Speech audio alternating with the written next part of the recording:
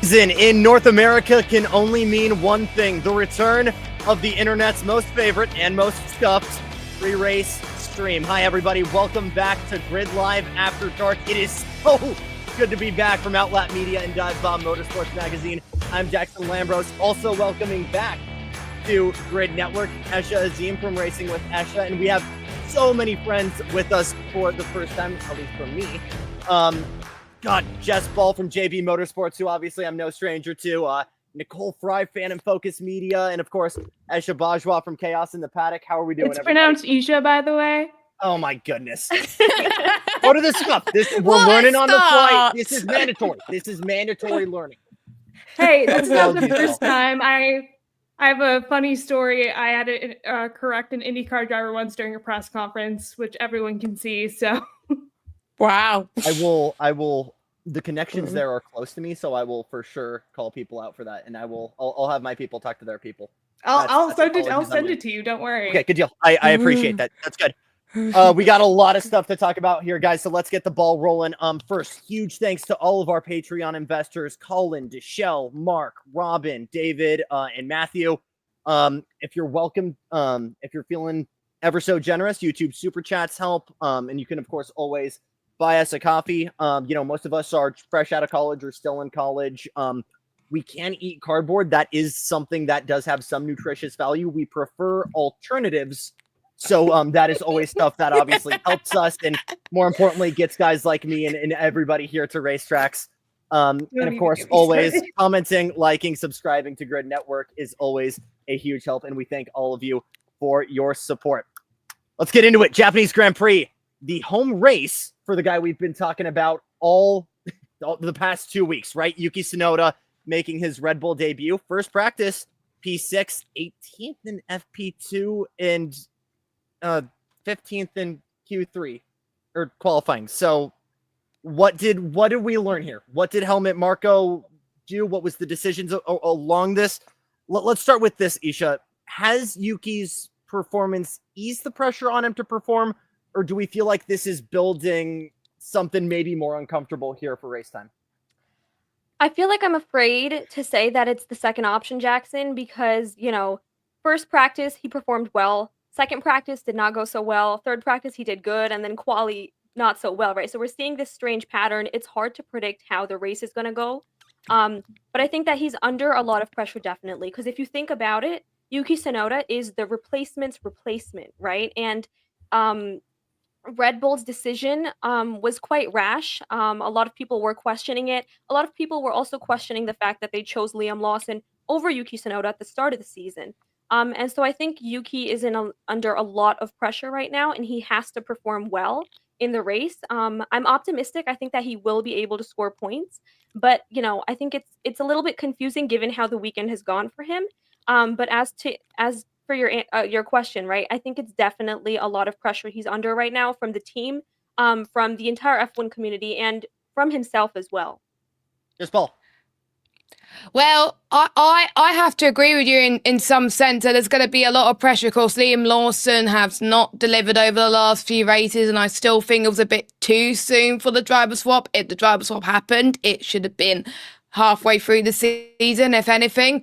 But Yuki Tsunoda, I felt like at the start of first practice, he was delivering, he was performing, he was showing that he could match the times close to Max Verstappen. But you all got to remember, Liam Lawson and all the second drivers in the past have had pre-season testing to get used to a Red Bull car. Yuki Tsunoda has just had 3 practice sessions and a qualifying session. To me, it's not enough time. So I feel like that he's probably going to have a little bit less pressure than some of the other second drivers in the Red Bull family.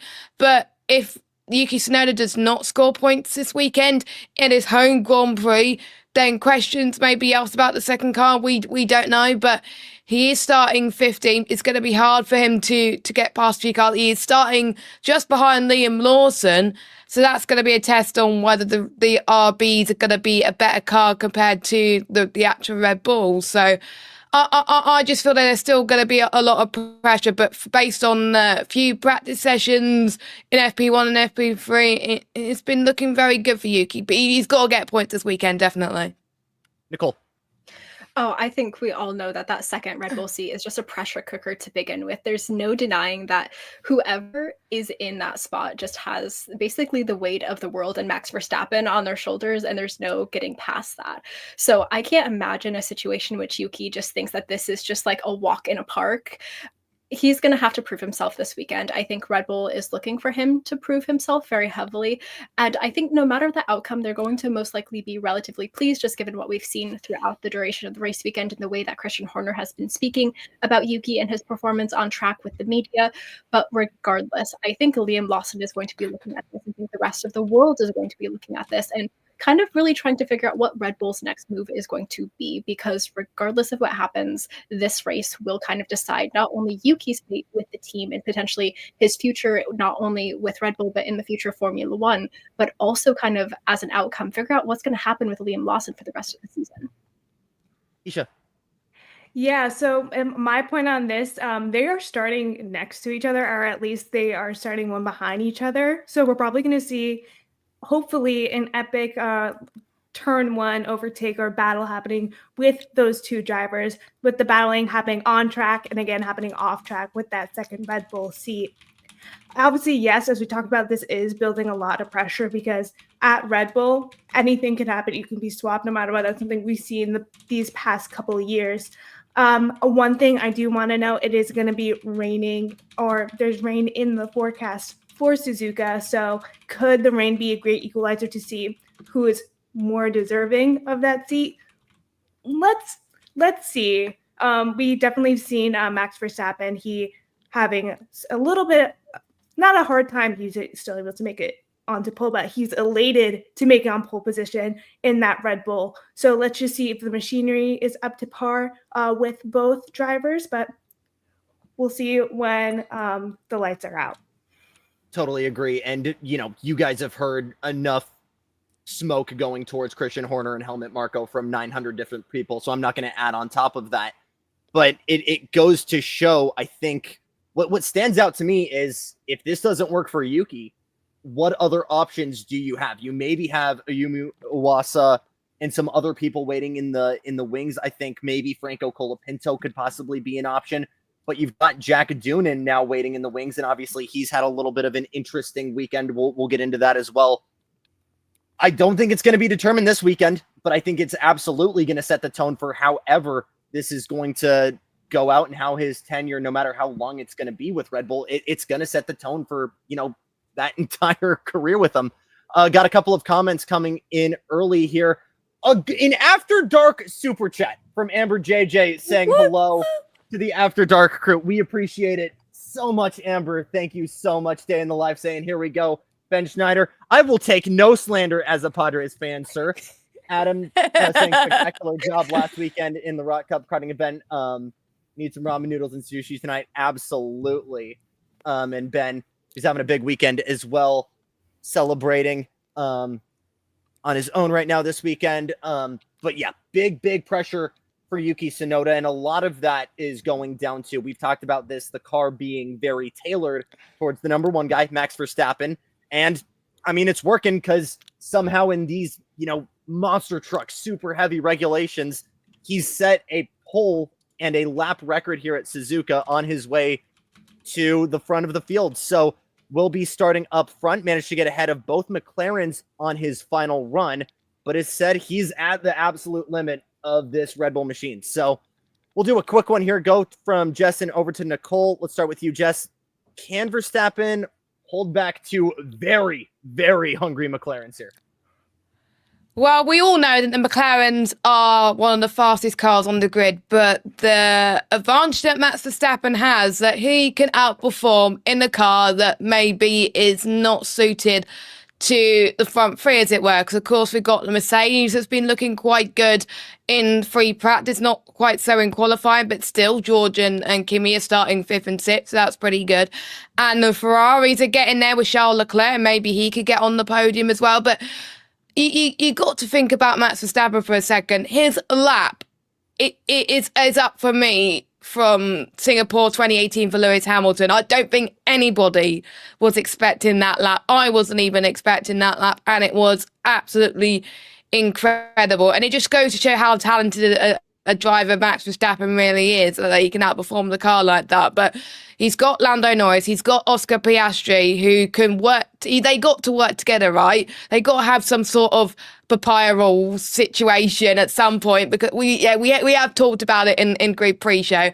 But I think if they do not work together on this, Max Verstappen is going to fly into the sunset. And Japan is a track which is suited really well for high downforce, and we know that Max Verstappen likes a front-ended car that's suited for tracks like Japan, where the fronts can really get like the tyre wear, because I know the fronts tend to wear a lot more than the rears, and that's those are track suit to Max Verstappen. So the McLarens have got to work together here if they want to beat Max Verstappen, because otherwise it's Max Verstappen's to lose, and he could win the race today. Absolutely. I think if McLaren has their car split, I think at some point, whenever that happens, whether that's pit stops or an overtake somewhere down the line, they're going to be in serious trouble. If they manage to play the team game, if they can hold it together between their drivers and their cars and just the conditions of the track, they do stand a really good shot at potentially getting themselves in a position to hold Max back at least a little bit of the way. I think, you know, as far as the track is concerned, we know it suits Max. We know it's a favorite of his. Red Bull are kind of the favorites to win, as much as we would like to say otherwise, potentially just to keep things interesting. Right now, this is Max's race to lose, and hopefully the McLarens are able to pull something out of their bag of tricks and are able to perform superiorly on track this weekend and just have that consistency that they've been lacking for the last couple of weeks. But as far as things go right now, it is really Max's race. I really, really want to agree with you, and it's hard for these. We've seen it since, last year at Suzuka, where, big opportunities for, it felt like we could have seen Piastri's first win here almost a year ago. It's weird to think about, but I think it's going to absolutely take teamwork from the McLaren guys to get it done. And we know that that's been an issue here, as Adam Lemmerise showing the love for the Red Bull livery this weekend. Very nice. We're going to get into that. Jessica Bajwa in chat saying she'd love to talk about the Carlos Sainz penalty. We might have that in there. Let's talk about this, though, because as hungry as the McLaren guys are for victory, we've got a lot of really, really hungry guys for podiums. Charles Leclerc for Ferrari saying he's getting the most out of the car, just still needs to execute on a few things after qualifying to really get things right. Not super likely for a win. He feels confident in a podium. Fourth on the grid, managed to get ahead of both Mercedes. George Russell was at times third fastest driver during practice. He's right behind him is Kimi Antonelli in sixth. Let's start with you, Nicole. How do you like these guys in terms of the podium, and how do you feel like the podium might shake up here? As far as the podium is concerned, at Suzuka, it's always going to be interesting because compared to other tracks, Suzuka requires so much luck to end up on the podium. I think you can't have just a really solid race and win without just a little dash of luck as well.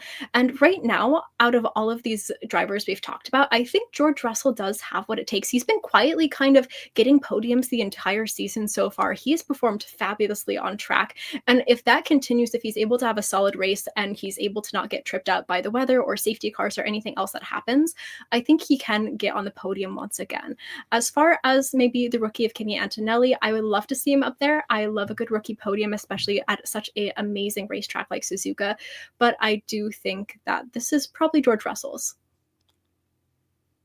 Yeah, I definitely think that if McLaren play the strategy game really well, they can definitely hold up the entire podium. But as we saw in Australia with not so great calls in the rain. And again, like I said before, with rain in the forecast, that might be a little bit of an equalizer. But I think it's just a game of strategy, safety cars, rain, all that stuff. If they're able to strategize in a great way and do really great on pit wall, I think the drivers will be able to keep that podium position. I'm talking about the McLarens right now.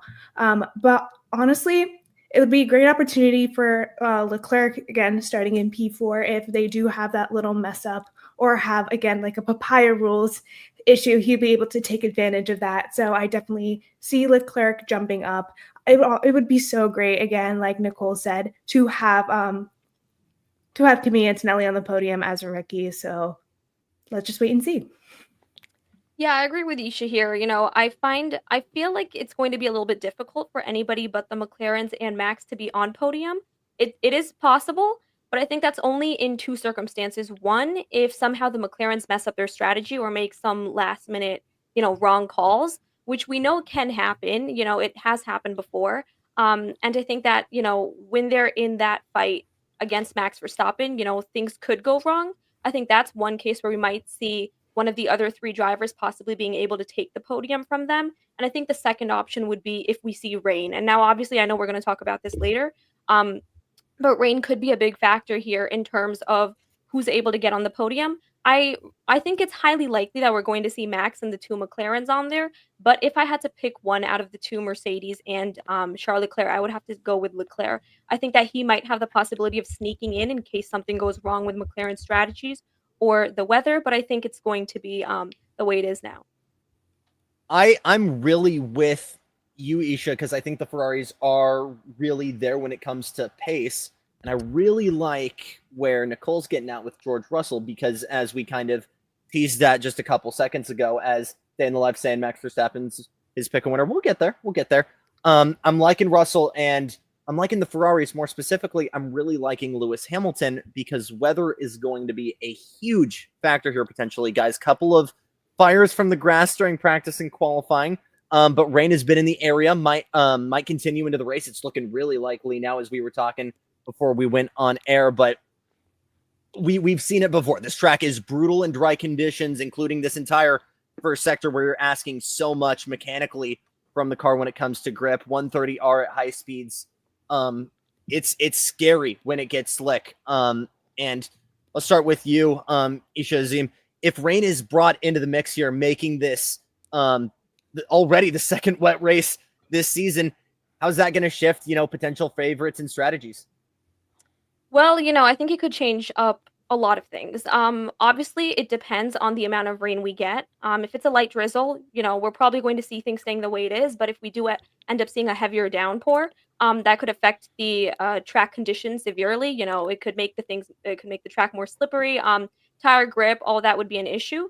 And with that, I think the teams might have to opt for, two pit stop strategies rather than one pit stop strategies. And that could obviously impact the order of the race. We could see some rookies going into the barriers again. Hopefully not, fingers crossed, but it is a possibility given the rain. And so, if any of that ends up happening, if we see cautions, red flags, it could change the team's strategies. I'm sure that they have something worked out. They've definitely thought this through, because rain is a likelihood in the race. And so they've definitely got some backup strategies. But I think that one, the pit stops could be a big deciding factor. And as for favorites, I think it's hard to decide who, could maybe make the rain an advantage or, use it as a good opportunity. But I think any of the top three teams right now, the McLarens, the Ferraris, or the Mercedes, they're probably the ones that would be able to optimize in any sort of circumstances. But again, depends on the type of rain and how it affects the track. Well, I kind of hope that it does be a wet race, because otherwise I think there is going to be a risk of potential fires, and I hope to see no red flags in that situation. But in terms of favourites on who I think is going to do well, you got to think about who has done well in the wet in the past and how it suits the car. We know that George Russell did absolutely sensational in the wet in Australia, just missed out on the top two with Lando Norris and Max Verstappen. I'm not saying in a particular order, but George Russell always tends to go well there as well. I could see him climb his way up as well, because the team seem to have learned from the Brazil situation and have planned to listen to the likes of George Russell when it comes to the strategy in terms of whether to stay on inters or wets or even going to slicks, depending on what the type of weather is as well. But we know in Australia, Kimi Antonelli started from like 14th, 15th, and he went all the way to 6th, and it was his first Grand Prix, and he had to deal with the wet conditions, and he just about avoided having a similar incident to what we saw Jack doing. I think we could see the two Mercedes doing well, especially with Antonelli in the car and him climbing up so many positions. I'm not ruling out one or even two Mercedes on the podium. Of course, we've got the two McLarens, but they can't make the same mistake as they did in Australia. But Max Verstappen's Brazil race still comes to our mind as one of his best races that he's ever done, coming from 17th on the grid to win the race, and with his strategy as well, and him able to perform in the wet conditions. And again, the Red Bull seems to suit him in high downforce situations, and the wings will be even higher in terms of it being wet. So I could see either the Mercedes or Max Verstappen win the race today if the track is wet. But I gotta agree with Ishi. If it's a slight sprinkle, the order may stay as it is with the McLarens and Max Verstappen fighting for victory. Quick birdwalk back to Australia, and Jess, you've done sim work here, so you know what it's like when you're driving a car on the curbs in the wet and how much that just instantly wants to pivot the car because you have two different surfaces. That's almost the exact same that we saw at Australia with the painted lines, and it was freshly repainted specifically for the Grand Prix. They weren't expecting it to be that torrential of a downpour, and just that little bit of too much time on it instantly pivoted the car around. It's something that even the vets weren't expecting. It's what caught out Carlos Sainz. So I wasn't around when we were talking about this. I think we should absolutely put that in the rearview mirrors, especially for Isaac Hadjar, who had a banger qualifying, by the way. I don't want to totally gas someone up too much right now, but I mean, that race was just so chaos. It's hard for us to really have any lessons from that. That being said, we talk so much, and Amber, I absolutely agree. A rain in the wet would be absolutely insane, because we know how much rain can be an equalizer, and you know guys who are able to really, really turn the wick up when you're in a torrential downpour. Jenson Button was a guy that instantly was able to do that in the modern era. George Russell getting his first ever pole at Spa in 2019. I can't the amount of times we've seen Lewis Hamilton do it. But unfortunately, if you look at some of the best drives that Max Verstappen has done in the wet, it's been past couple of years. Brazil's a great example. So it evens it out, but it almost gives it back to Verstappen as even more of an advantage. So it's so confusing here, Isha Bajwa, because we've seen Max Verstappen win the last three races here. Last non-Verstappen winner was Valtteri in 2019, then Lewis back in 2017, 2018. You got to go back to Alonso for the past three winners. So it's been a lot of long reigns of terror here. Does Hamilton, do you think, have any chance of getting back in victory lane? There are so many factors for Lewis Hamilton to win this race. Rain, strategy mess ups, I'm not saying DNFs. Hopefully everyone is safe during Suzuka, but it's going to be a lot because Hamilton is starting at P8 with the McLarens and both Mercedes. Let me double check. Yes, both Mercedes ahead of him. So it's definitely going to be a long fight if we see a Lewis Hamilton win. Like I said, it's going to be a roll of the dice. If there are strategy mishaps, rain can literally mean anything. Anything that's happened. If all those things happen, maybe we can see Lewis Hamilton win. But I think it's a little bit not in the cards for him today. Yeah, it's going to be really interesting because historically Suzuka is a very difficult track to pass at. So him starting so far back on the grid does not necessarily bode well for a very good finish. That being said, his history at this track is so strong. His confidence in his driving abilities at this track is probably at an all-time high. And I think that if anyone stood a really good chance of performing just to basically pure perfection, at least as close as you could get at this track, it probably would be Lewis Hamilton or Max Verstappen. So between the two, I think Lewis does have a really good chance of having a phenomenal race. And we will have to see if we get rain. I know that's still kind of possibly on the cards, and I don't want to put too much stock in the fact that we will for certain have rain that does affect the race and look too heavily into it. But all being said, I do think if it does, Lewis will probably have a very good drive. I think it's a bit of a difficult question to answer. The rain definitely throws off everything. Anything we're saying now could be drastically different come race time. However, I find it a little bit difficult. I don't think Lewis Hamilton's going to have the opportunity to get past the 6 drivers that are ahead of him. And the majority of them are very good drivers, right? In very good cars. I mean, he's got his own teammate up ahead. He's got the 2 Mercedes. He's got the 2 McLarens. He's got Isaac Hadjar. He's got Max Verstappen. It's going to be really difficult. I think, as Nicole pointed out, the only way, as Nicole and Isha pointed out, I think the only way that could happen is if, the rain turns out to be like a torrential downpour. The strategies are all messed up, pit stops. I think that's the only way. Otherwise, I don't really see it happening. Yeah, I have to agree with Isha. I don't think Hamilton has a chance for victory today because he's still getting used to the Ferrari car, right? It's his 3rd or 4th race in the Ferrari, and he still hasn't extracted the performance that he feels like it's needed from him as well. And it's great that Ferrari are not giving that expectation that he needs to deliver right away. We've seen how Charles Leclerc could do well in starting 4th on the grid, so we know that the potential is there, but he's still getting used to the engineers. He's still getting used to how the car performs in the wet as well. So even though it's one of his most successful tracks, he hasn't driven in Japan around this track before. So I think it's going to be quite difficult for him, but never say never. I think, again, it's a great opportunity for Lewis to really, really point out how much he can perform. As Ben making a really great point in chat here, Kimi Räikkönen going from 17th to win the whole thing here 20 years ago. Adam Lemmerai is talking about how much of a beast Ayrton Senna used to be opening lap at Donington, Lap of the Gods. If you haven't, go to YouTube, be amazed. Mandatory as a Formula One fan. But talking about Hamilton, if this is this is the perfect time, I feel, for him to prove what he can provide for Ferrari on raw pace alone.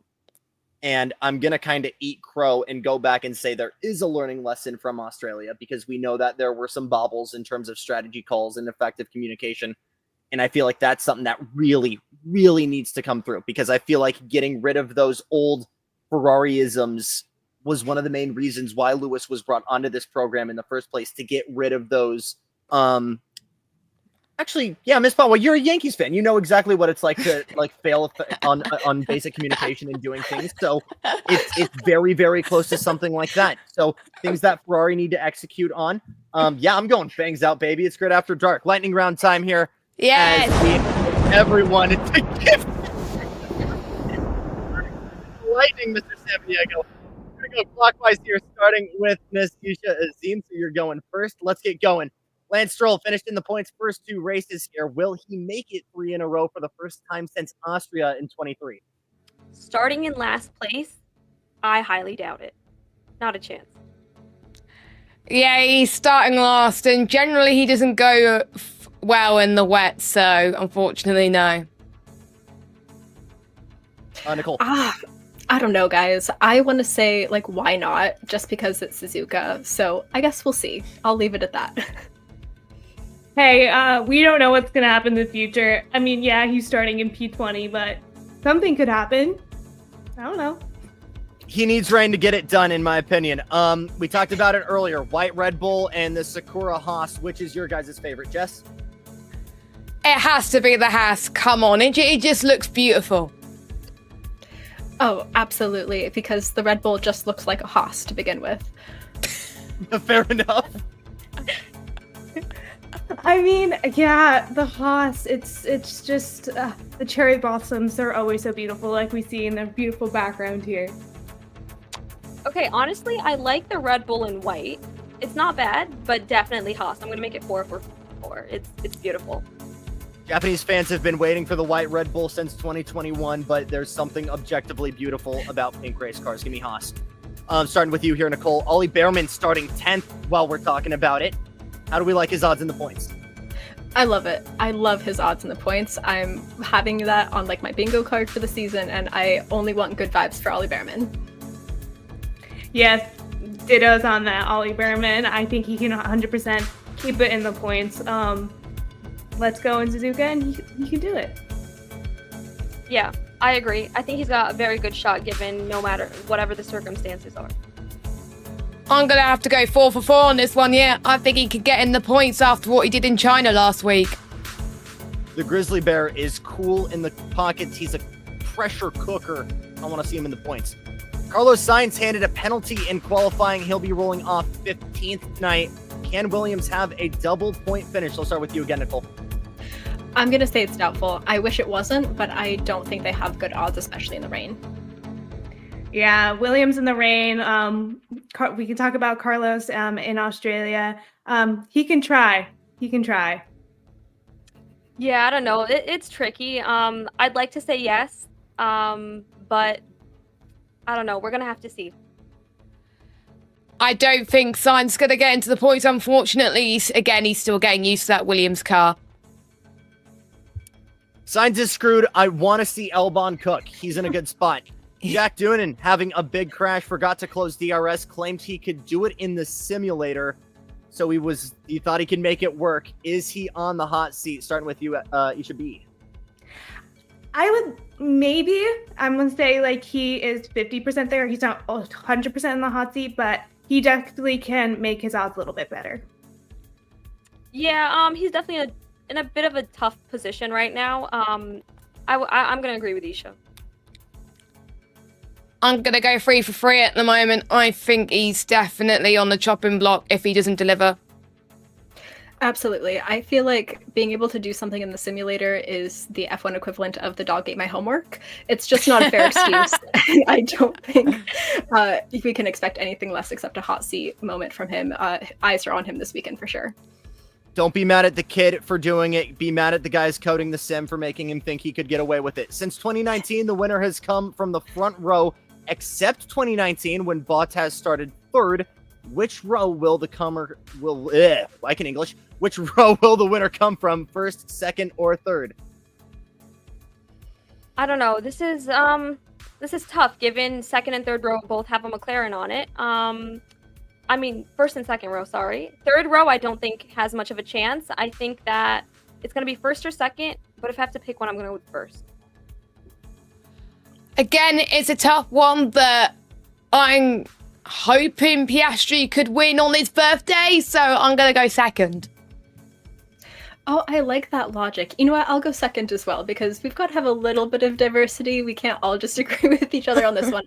And I do think it's almost anybody's race at this point. Do I say third? I want to. My Delulu brain wants to, but I'm going to go for second because I'm not going to fully forego the Delulu. Charles Leclerc. I'm praying for him. Y'all are on Delulu light right now because I'm going to throw an insane theory out right now. Because if we go back to 2016, Daniel Kvyat goes out of then Toro Rosso. Max Verstappen comes in and wins on debut. The rain can do weird stuff to this track. History will repeat itself. Give me row 8 in Yuki Tsunoda. Yeah. I would love that. Oh my God, Jackson. It's not going to happen. It would be so cool. It would never say so never cool. at Suzuka. Never, Never. Yeah. Hey, let's talk about the other half of that exchange, though. Liam Lawson and Isaac Hadger in the Racing Bulls. Liam made it to Q2, is starting 13th. It's his first race in this car. Hadger nearly missed Q2 after seatbelt issues. Ask Will Power for advice on that, but caused serious discomfort.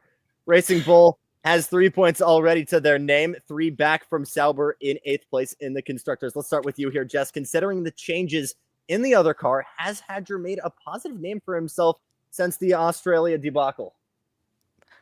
Definitely. I think without the strategy mess that Racing Bulls did in China, I think Hadjar would have definitely scored points in China there too. And it was a shame in Australia that he missed out on a really great debut for him. He's out-qualified so many big names, and the Racing Bulls just seems to be like a good fit for him. Don't forget, he just missed out on the F2 title last year by very, very, very poor Mechachrome engines. I just got to say that. But hopefully they fix that for the season for the F2 drivers. But Hadjar, it's another qualifying session where he's got through into Q3, which is something that we're not expecting on his rookie season. I think he's been one of the rookies that has been impressing me, as well as the likes of Behrman and Antonelli. And I think that I won't be surprised if he can get like a top 6, top 5 maybe this season potentially. But I think without the Racing Bull strategy nightmare, I think Hadjar would have scored points in China. But yeah, I think Hadjar's definitely made a positive name for himself. See, I kind of disagree a bit. I don't disagree that he has done some very good things, but he's also made some pretty bad mistakes so far. And as a rookie, I feel like he's almost perfectly neutral.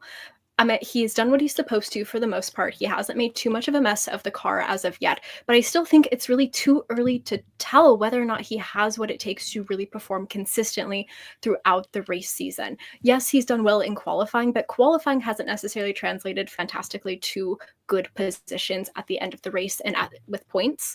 I think all things considered, I would just consider him neutral. Like, he's just on the cusp of greatness, but a couple of bad mistakes and he could be seen kind of as a little bit of a failure, and which is something we obviously don't want. But as far as Suzuka is concerned, I do think he has something to prove here, and if he can do well from this point forward, this will be a phenomenal race for him. Yeah, I feel like Isaac Hadjar was able to keep his head down during the entire Red Bull Racing Bull mess and able to perform in that car. I'm gonna agree with Nicole on this one. He's definitely in the middle, neutral. He has performed well in qualifying. He has performed well other than Australia. So yeah, like, we have to, again, I'm gonna keep saying this, we have to wait and see how he is for the rest of the season. We're only 2.5 weekends into the Formula One season. We have so much left of the season left, so let's wait and see. You'd almost wish that Jack Doonan was given the same treatment if there wasn't some Argentinian kid like hovering over his seat, huh? I think rookies should deserve time to, boil a little bit. I think we are giving these guys a little bit too much pressure out of the bat. I get that they're top level athletes and they're supposed to perform instantly and give really, really good results, but I think it's very, very critical for these guys to, be so under judgment right out of the bat. So I really do think, though, Hadjar's done the right things here. As Barrett Willis comments, it's super excited to see him and Behrman navigate today. I made a comment so mid that it apparently gave us $5 more, so really appreciate it. Day in the life. Who also says blame Flavio. Really, really appreciate the love in chat, guys. We really, really thank you from all of us. One thing here. I want to say about like the rookies and all this stuff about the swaps and people being under pressure, let them cook. Let them cook. Yes. They need time to cook, and I think they would be able to perform as well. I know Formula One, it's a sport where anything can happen, everything's at stake, but like, come on, guys. Just let them cook. The thing about letting them cook, Isha, is you got to let the heat build up first. It's going to be cold at first, but they heat up. You can put that in a quote book. You can do like, if someone can do like the cool like music with like the scenery and the text popping up, I'd really appreciate that. You can tag me on that. But going to Isaac Hadjar, I mean, I think he's done all of the right things so far, except for forget about Australia. But I think after that, he's done a lot of really, really right things, and that's sticking relatively at pace with his teammates, providing really, really good data in practice sessions. And right now he's doing better than his teammate. And I think that's all that really Racing Bulls is hoping to expect. And that's definitely putting more pressure on Liam Lawson right now. So let's shift over to, once again, the other guy in this Racing Bull car this weekend. We got Lawson at Racing Bull. Isha, is he in the clear, or do we still think he's under pressure to perform? Honestly, I think he's under less pressure. There's still a bit of pressure on him given his teammate, right, as you mentioned, but he's under less pressure than he was having Max Verstappen as a teammate. That's obvious. Racing Bull versus Red Bull has a very different environment and a different way they treat the drivers. I think that it's a more open and less hostile environment, which is better for Liam Lawson at the moment. And I think that, he's going to be more comfortable at Racing Bull. That's going to translate to less pressure for him. And that's going to translate to, I think, better performances. I think that's what's going to happen. And I'm hoping that he's able to use the positive environment and the less pressure, the less intense environment to his advantage and perform better. And I think that's the way it's going to go. I agree with Isha on this one. He already seems a little bit more comfortable with racing balls with the team environment. Of course, he had last half of the season, last season, and he had a few races in 2023, and they seem to be welcoming with open arms. And what I like about racing balls is they know the pressure that a driver must be on to see them being dropped to assist the team. We've seen that with the likes of Danny Rick, for example, Kvyat as well, that's been dropped. And they know what to do with drivers like that. So I'm almost certain that he's going to be given time just to settle in the team to start with and just have a bit of fun. We've seen that with the likes of Alex Albon and Pierre Gasly when they move over to either a sister team or a different team. With Albon's case, like Williams, they just perform so well. We've seen that with Carlos Sainz as well. So I think we can see good things with Lawson in the racing balls, but I think for him, this is the race for him to get used to the racing balls again. I will not expect him to deliver in the same way Hadjar's going to be, but again, racing balls need to sort out their strategy.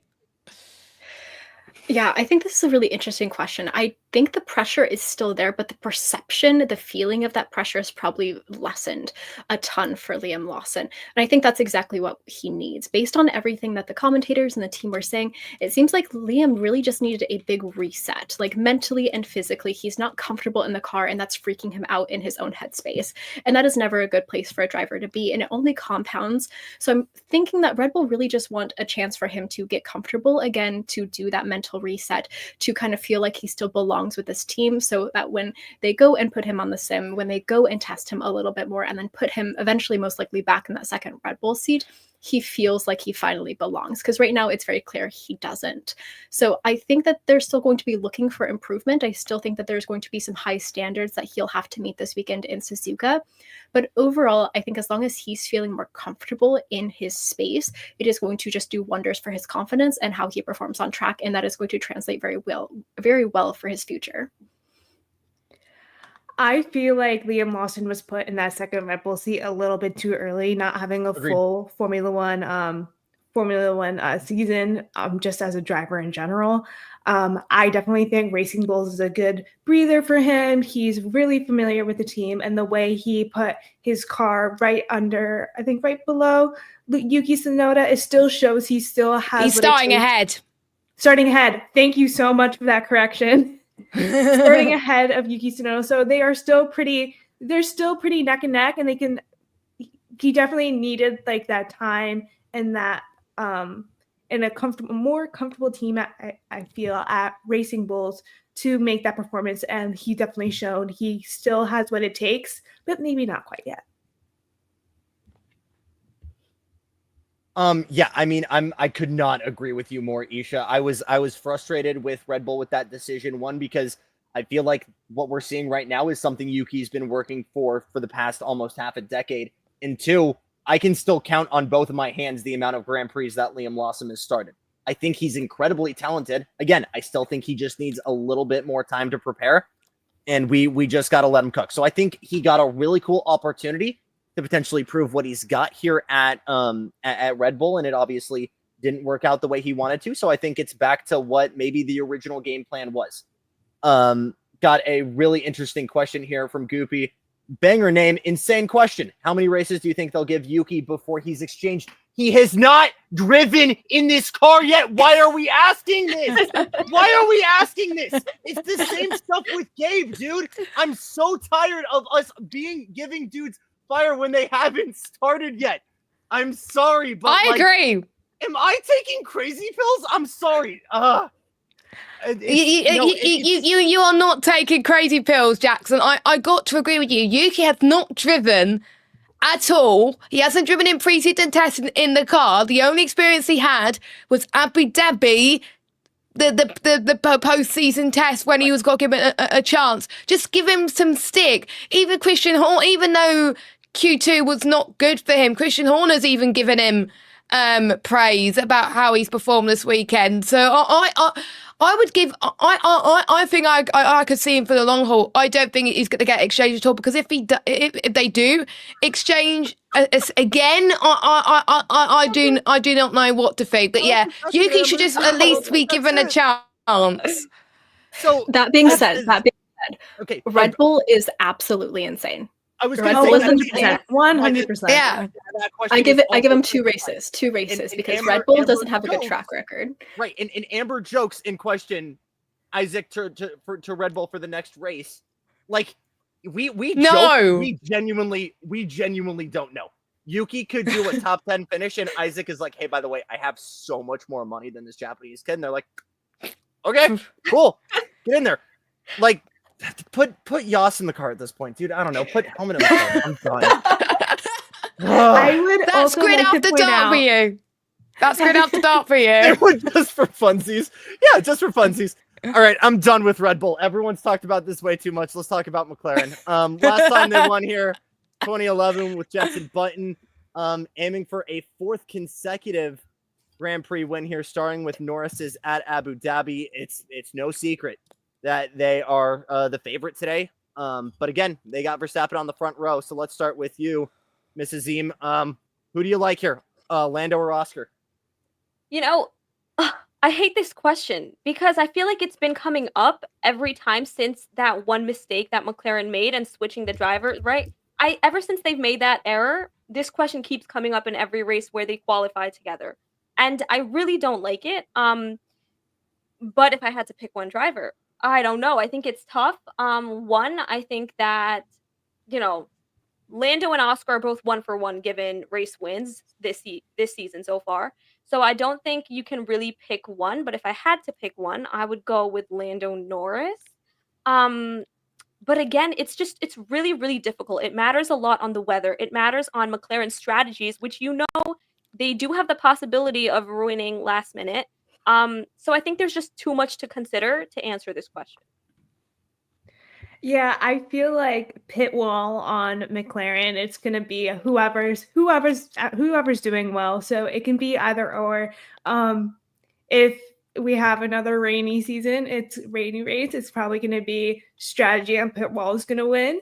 But if Lando Norris can keep his P2 lead on the front row and able to keep holding on to pass Max Verstappen, which I definitely think he can, I think Lando Norris could go for the win. But it's also it's comparing apples to apples. It's hard to say because they're both performing so well and so equally well that it's hard to say who is more likely to win. It's gonna be a battle on the track. But if I'm gonna put money on it, it's gonna be Lando Norris. Nick, Jess, you got anything? It's a toss-up. I mean, who's to say why, when, how? We don't know. We have absolutely no clue. And at the end of the day, like we said before, who knows? Maybe Yuki Tsunoda will fulfill some magical prophecy that has yet to be said or happen that will just come in and cause him to win a Grand Prix in his home country. We don't know. Anything is possible at Suzuka, and only time will tell.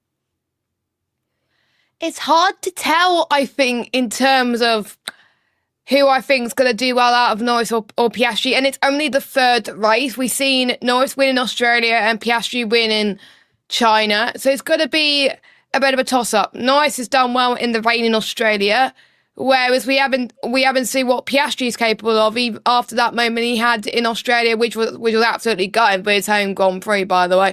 But he would have been challenging Norris for the win anyway in Verstappen. So I don't know. I think it's like getting a coin and flipping it whether it's going to be heads or tails or something. Yeah, we don't know. It's a hard question, I think, but it could go either way. Having two guys equal on talent, this is another great point here from Adam Lemmerise. 89 when Senna and Prost took each other out.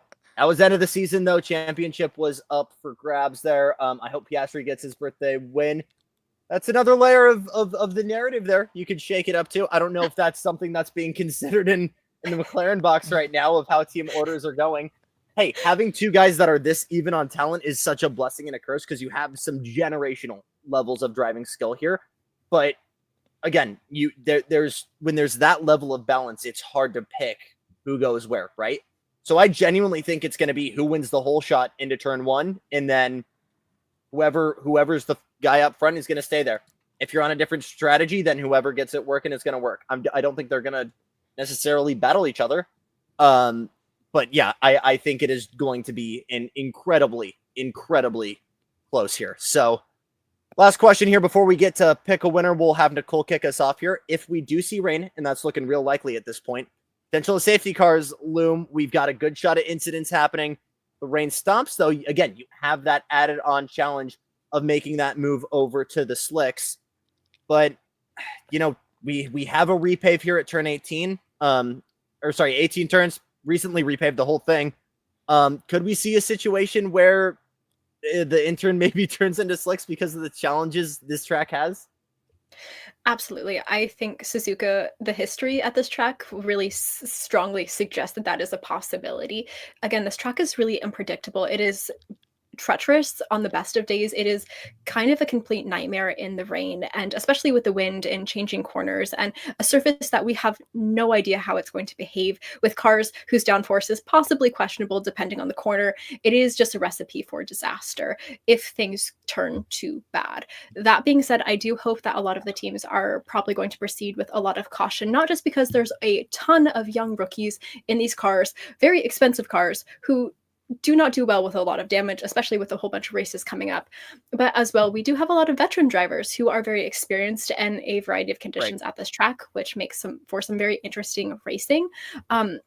All things considered, at the end of the day, we don't know how this is going to go. I'm myself predicting possibly a delayed start, just potentially like looking at the forecast, at the AccuWeather.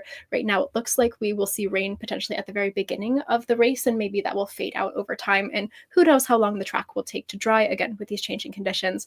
We'll have to wait and see, though I'm very curious to see how teams handle this when it comes to strategy and how rookies behave, especially with the likely possibility of safety cars. Sorry, I actually have a really funny story. Nicole actually a little bit freaked me out before we got on live saying, oh, there's a delayed start. And I totally 100% thought she was right in telling the truth. I was like, wait, I'm going to stay up for a little bit longer. But that is Suzuka. It's going to be what we see on track. It's probably going to be on the fly calls. And if those calls are going to be correct, yeah, I'm gonna play the wait and see game here. Kind of as what Nicole said, it's gonna be insane with it being resurfaced and how tough Suzuka is on those cars. Yeah, so like I said, I think I should have kept a counter. We have to wait and see. It's gonna be a trial of fire in terms of, you know, the guys in the box, the strategists, who has that crystal ball goopy saying, I want a Hamilton Alonso beef between the McLaren drivers just for drama. Bro is trying to bring up a 15-year-old beef. It's over, bro. Let it go. They're both too silly goofy to have drama. I think they just, whatever's on track happens on track, and then they can go laugh about it and look at memes together. I think they're chilling. That they got the unction over in the corner. They're fine. Or if you land a Norris stream on Twitch. There you go. There you go. All right, time for one of our favorite parts of the stream here as we wrap things up. Jess, I got you first here because I know you got to get out of here. Time for pick a winner. Here's our leaderboard, Matt White. 13. I am not even on the board yet. My fellow Jackson, though, JT, on there with a 1. But Matt White leading everyone in pick a winner. F1 and NASCAR at Darlington this weekend. Tanner Smith on Tuesday picked Yuki Tsunoda to win the Japanese Grand Prix. Time for you guys in the chat to jump in as well. Say who you've got here for Japan. So let's start with you, Jess. Who you got? I am vibing for an Oscar Piastri winner is on his birthday. Come on, it's got to happen. So I'm going for Piastri. Oh, I'm sorry. I'm going to disagree. I'm going to say Max. He loves some good weather conditions, and he is just so excited to be going faster on this track that I don't think he can, I don't think anyone's going to stop him. I am personally going to go Lando Norris with how tire strategy was in Australia for Max Verstappen. I don't think he's going to keep that P1 spot. Stark, what do you think? He said Roscoe's dad. There we go. There we go. He's Nebraska's dad. He's Delulu like his mother. So. All right. Well, I don't know. I think it's really tough. A part of me really wants to say Lando. Another part of me really wants to say Max. I think had this been any other season, I would have gone with Max. He's very good in the rain. We know that. But the way the McLarens have been performing since the start of the season, I think they're really on a roll. And I know Max is starting in first. I know that first turn is going to be crucial. It's a lot to consider, but I'm going to be optimistic and go with Lando. I hope I don't regret this. All right. So I said it earlier, and some people might call me Delulu. And unfortunately, I'm going to have to double down and go with Tanner Smith here. But my description is going to be that of intense controversy, and I'll give you guys the game plan, right? Hear me out. Some kind of mechanical issue for Max Verstappen. We've seen these issues happen before with these Red Bull powertrains. And I know it doesn't want to happen here in Honda's final home race. It happened in the fourth race last year in Jess, Australia. I got a long way to go here. I need you to be comfy, okay? How did Max get his first win? Teammates hitting each other. We've got two hungry McLaren guys looking to really keep a legacy going. And we've seen two McLarens hit each other right here at Suzuka, as Adam Lemmerise mentioned in chat. And in two positions further up than when Kimi did it over 20 years ago. Yuki Tsunoda, with the power of God and anime on his side, will drive from 15th. Oh, God. Jackson, you've got to be the most Delulu out of all of us. Babe Ruth the way I'm calling my shot. Hey, you got to get off the soapbox. But it would be so cool. It would be Imagine so cool. if it happens. If it happens, we're clipping it. That might not happen. I think there might be some cool strategy things that could play in the way. I still genuinely like Yuki's way to do it. I think we're going to see a younger version of Yuki when he first drives. We're going to see a lot of aggression that we knew Yuki had when he first, started with Racing Bulls, and I think we're going to see that beast start to be uncaged here. So I think it's going to be, regardless, it's going to be fun to watch Yuki and see what he can do. And because I'm only, look, man, my only actual odds of getting on the board here and catching up with Matt is just throwing haymakers and just praying that some sticks. So we're gonna go for Yuki. A lot of great Ben went for Bortoletto. I won't no Delulu call anymore. Okay, we gotta figure something out. We got so many Delulu people in the chat. I want to hear nothing from you guys. It's not just you, Jackson. You're not the only one going to Lulu tonight. Hey, you know what I think? I think you should write the F1 script. You should be the head writer for the F1 script because you would make a really great Drive to Survive season. Couldn't do it since I'd have to talk to Mikey. It's been a while. I don't know. It's a heavy job, so we'll see. We'll see. All right, let's land this plane, girls. Thank you so much. And again, thank you everybody for watching, for making tonight so special. We got a race to watch here, but we're gonna be with you all day tomorrow. Grid Live wrap up about 90 minutes after we see the checkered at Darlington. Monday, Grid Encore. Wednesday is Grid Tonight. Thursday will be the NASCAR preview for Grid Live. Friday, Women in Motorsport, which we just saw a little bit back. And you do not want to miss a single bit of that action. Subscribe and hit the bell as we are almost at, I believe 1,600 was the number that Joe Samaniego gave me. So how about that? And again, want to remind you guys, you can go on to gridnetworktv.com for the latest recaps for the NASCAR Cup Series. Also a little bit of IndyCar and Formula One coverage in there from time to time. Plus Sunday, week 1 of the grid ranking will be available for you from then. Fresh Azim, Jess, Josh, who has not joined us, but Nicole Eshabajwa. I'm Jackson Lamra saying enjoy the races, and we will see you tomorrow right here on Grid Network.